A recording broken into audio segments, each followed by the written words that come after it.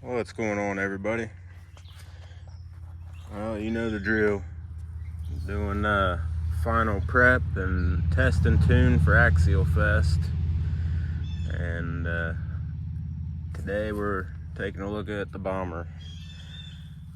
I have added a few things, removed a few things, and then added and removed a few more things in each direction.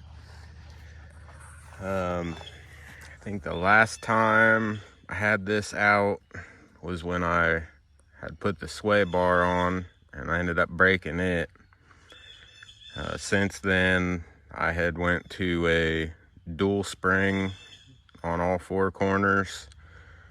I like the way that it handled. It was a lot more stable, but the only other shocks that I have are all crawler shocks, and they're not quite long enough. So I need to do some shopping around and get some more long shocks for this thing, so I can go back to a dual shock all the way around. I tried to switch up the gearing. I ended up taking a couple teeth off of the pinion, ran it, and realized pretty quickly that that's just ain't got quite the speed I wanted it to. So I think about where it is right now, it's got a 17 tooth pinion, and I think that's probably about the best happy medium that I'm gonna get out of this thing. I did put some metal rear links, uppers and lowers, on here. I just didn't have the money to do the fronts or the steering links, which is what I really wanted to get done first. However, for some reason, steering links were a long ways out as far as delivery goes, so they weren't going to make it here on time. So I'm just rocking the stock plastic bendy ones for now. Once they go, then I'll order the upgraded set, or maybe I'll get lucky and find a set at Axial Fest, and then I can throw them on there. So let's see. Another thing, the factory lights that were on here, they were only a 2-wire, so I couldn't turn them on and off unless I physically unplugged the plug for them. So I ended up ordering a auxiliary switch and plugged it in to channel 3, and then plugged the lights into that. So now I can turn the lights on and off with the remote. That's something very small in the grand scheme of things, but makes all the difference in the world, because it is a pain to tear into this thing and plug in and unplug something. And kind of on that same note, I did finally put a Fly Sky receiver in here, and I got one of the 6-channel Fly Sky receivers that actually has the gyro built into it. So now I've got a gyro in here that I can turn on and off also. And just on the drive up here, holy cow, did that make a difference. It may end up overworking the steering links and the servo up front and making them crap out a little bit faster, but as far as stability goes, and keeping it under control at full throttle. Huge difference. So I guess I'm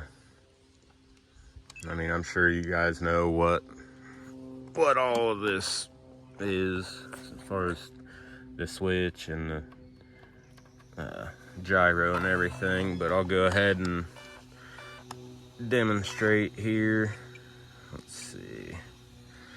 So on the remote, okay, I've got the SVC is my gyro, so that's on, and then on channel 3 here, I've got the lights hooked up.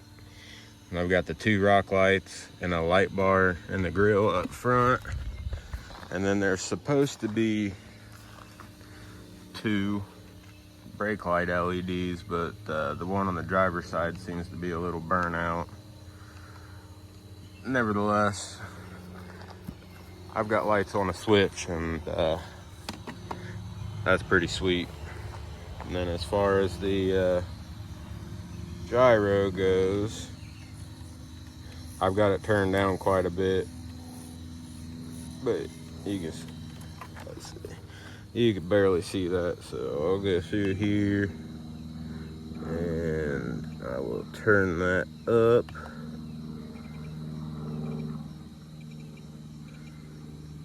We'll just go to 35. That should be plenty to get a good visual here.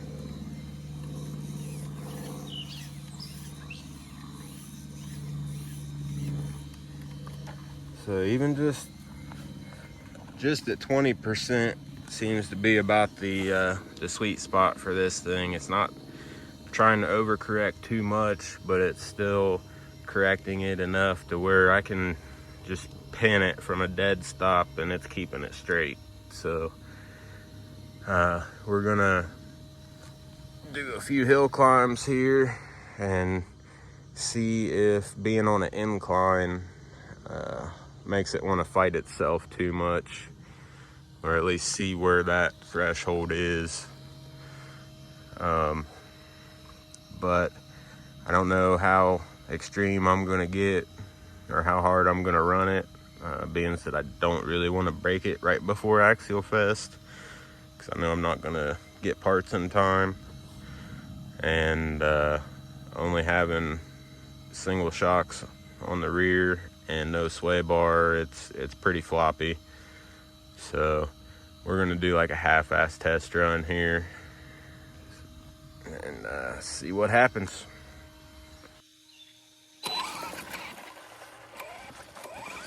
Something else that I forgot to mention was I don't have my button there on the hood. I haven't got it taped down yet, just in case I gotta tear everything back apart. I'm running out of double-sided tape, so I'm only gonna stick that down once I got everything together for good. And then the other thing is currently I'm just running the batteries that I run in my crawlers. So it is quite a bit underpowered battery. They're just 2200 milliamp 3S shorty packs from Ovonic. I did get a new, it's a 5200 50C pack 3S, and I haven't test fit it yet, but measurements wise it should just barely fit. I've got to solder a new connector on it, so I suppose I'll find out tomorrow if that one fits or not, but it should. So that's another small reason why I don't rip on this thing too hard yet, because I'll definitely be overworking these little batteries for sure, and I can't afford to drop any cells. So anyways, back to it.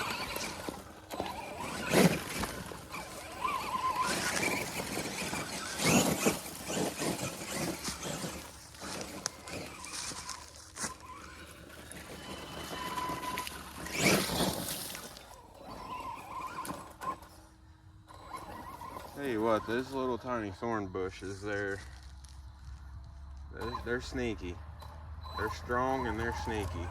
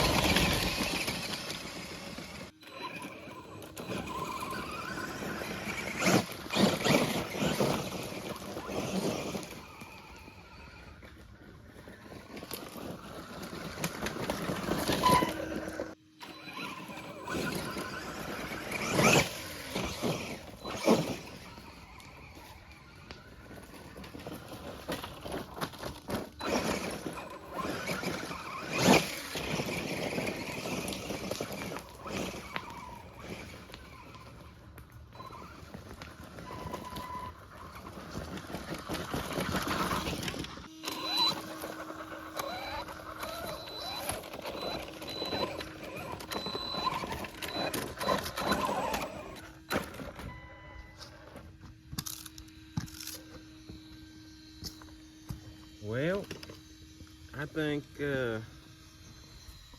I'll call that a success before I end up breaking something.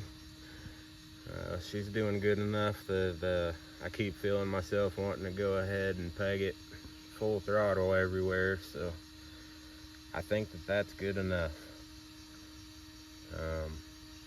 Honestly, it's not as wobbly and top heavy as I remember it being. So I think if I keep a level head about myself and keep that throttle trigger under control, I think it'll be all right with just single shocks on it.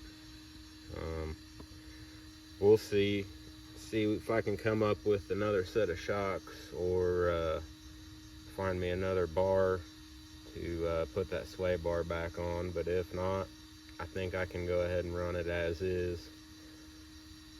So I think we'll go ahead and call that for today. I'm good with it. So So I think I'll clean this up and put it away, and she'll be good to go for Badlands. Thank you for watching. We'll see you in the next one.